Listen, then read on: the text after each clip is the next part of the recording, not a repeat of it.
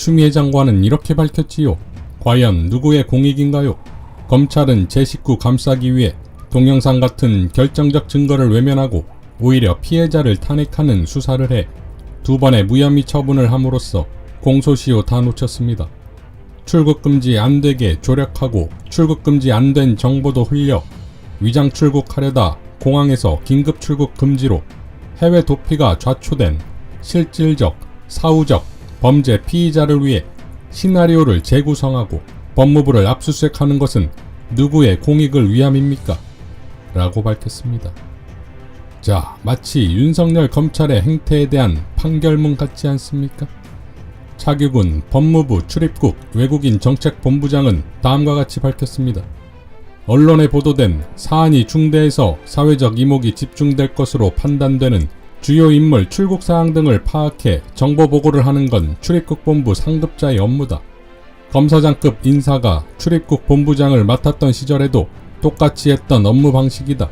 보고 사무 지침에도 보고할 의무로 규정되어 있다. 출국 금지가 범죄자의 도피를 막으려는 건데 김학의 전 차관이 중대한 범죄 혐의자가 아니었느냐? 오히려 출국하도록 두는 게 직무유기다. 민감한 수사 관련 기록들이 2년이나 지나서야 갑자기 공익신고 명목으로 유출됐다. 오히려 기밀 유출죄 고발을 검토하고 있다. 라고 밝혔습니다.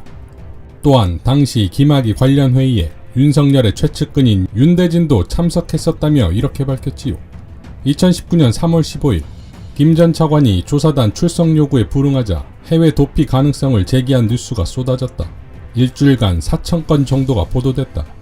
같은 달 19일인가 20일에 박상기 장관, 김호수 차관, 윤대진 검찰국장, 당시 과거사위 간사였던 이용구 실장이 회의하고 있는데 호출이 되어 회의실에 가니 김학의가 출국할 가능성이 높은데 출국 금지가 필요할 것 같다. 출입국 관리법상 장관 직권으로도 출국 금지가 가능한 걸로 해석되는데 그런 사례가 있느냐? 장관 직권 출금은 어려운가? 등의 질문을 받았다. 곧바로 담당 과장에게 물어보니 선례가 없다. 법리상으론 가능하게 보일지 몰라도 만일 하게 되면 향후 또 다른 범죄자의 국외 도피 시 법무부가 계속 부담을 떠안을 수 있다며 난색을 표해왔다. 이를 그대로 장관에게 보고했다. 결국 조사단의 검사가 출금 요청서를 보내오면 하는 쪽으로 논의가 됐던 걸로 한다. 그런데 조금 뒤에 출국 금지를 더 이상 진행하지 않기로 했다는 말이 들렸다. 하지만 만약 김학의 전 차관이 해외로 나가버리면 분명 책임을 묻는 왜 직권으로 출금 안 했느냐는 질타가 쏟아지고 직무유기가 될 수 있겠다고 생각했다. 그래서 담당 과장에게 공항에 연락해서 김학의 전 차관의 출국이 확인되면 내부 보고 사무 지침에 따라 바로 본부에 연락하라고 해라 라고 했다. 그게 20일 아니면 21일이다 라고 밝혔습니다. 김학의는 22일 밤 해외 도피를 시도하다 붙잡혔지요. 오히려 차규근 본부장에 상을 줘야 할 일 아닙니까?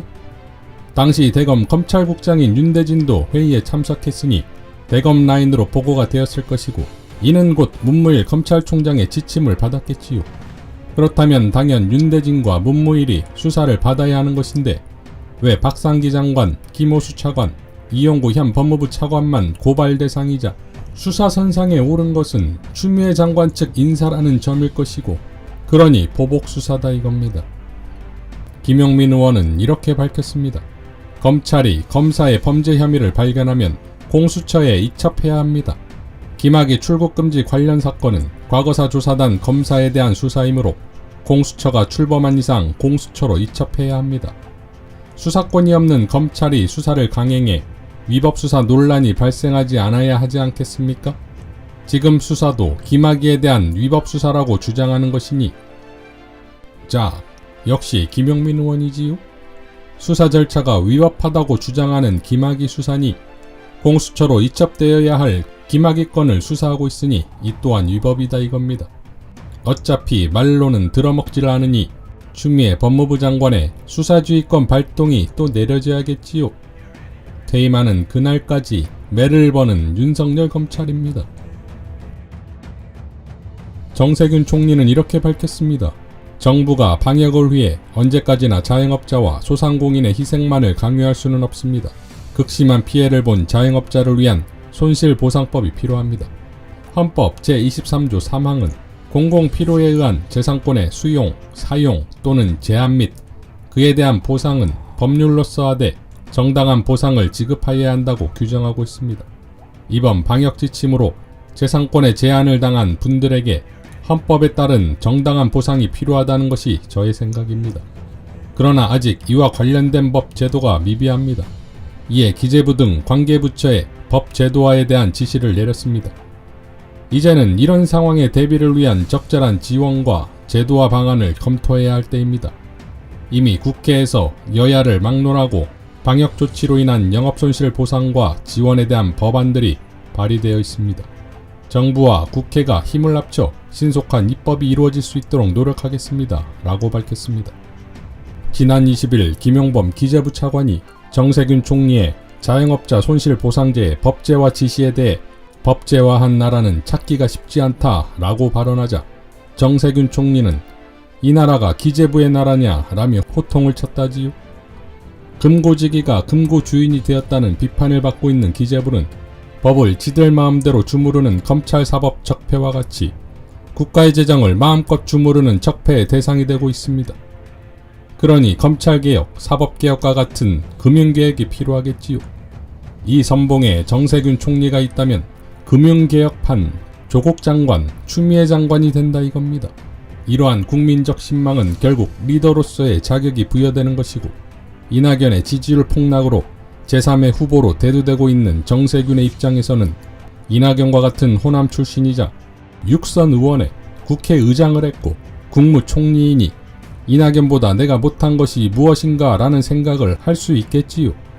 또한 기재부를 통제하는 것은 결국 문 대통령의 임기가 끝나는 순간까지 방역을 컨트롤하며 국정 주도권을 유지할 수 있는 방안이기도 하니 국무총리의 입장에서도 바른 방향입니다. 그러니 정세균 총리에게는 지금은 놓쳐서는 안 될 절호의 기회가 될 것입니다. 김진애 의원은 이렇게 밝혔지요. 또 나경원 특혜? 선거에서 허위 학력 기재를 왜 후보가 책임 안 지나요? 검찰은 나경원 후보를 왜 기소 안 하고 보좌관을 기소? 허위 학력 기재 한 줄로 의원직을 잃는 사례도 있답니다. 라고 밝히면서 다음과 같은 기사를 공유했습니다. 기사 내용은 4.15 총선 당시 나전 의원의 학력을 허위로 기재한 혐의로 나전 의원의 보좌관이 1심에서 벌금형을 받았다는 건데 재판장은 너무나 유명한 허선아 판사네요. 나전 의원의 보좌관 A씨가 지난 4.15 총선에서 당시 동작구에 출마한 나전 의원의 선거 공보 및 벽보, 이력사항란에 정규 학력이 아닌 중앙대학교 행정대학원 고위 정책과정 수료라는 문구를 넣었다는 것이고 최종 학력 증명서를 제출하지 않은 채 서울대학교 법과대학 졸업, 박사과정 수료라는 문구도 기재하여 선거법 위반으로 재판에 넘겨졌다는 겁니다. 허선아 판사는 A씨의 범행은 후보자의 능력과 자질에 관한 유권자의 공정하고 합리적인 판단에 장애를 초래한다. 나아가 민주주의의 근간이 되는 선거의 공정성과 투명성을 훼손할 우려가 크다는 점에서 그 비난 가능성이 작지 않다라고 했다지요. 참 희한하지요? 이것이 어찌 후보의 책임이 없고 보좌관만 책임을 져야 할 일일까요? 검찰은 왜 나전 의원을 빼고 보좌관만 기소했을까요? 이런 식이면 후보가 선거법 위반을 할 일이 있습니까? 보좌관이 했다고 하면 되는 거 아닌가요?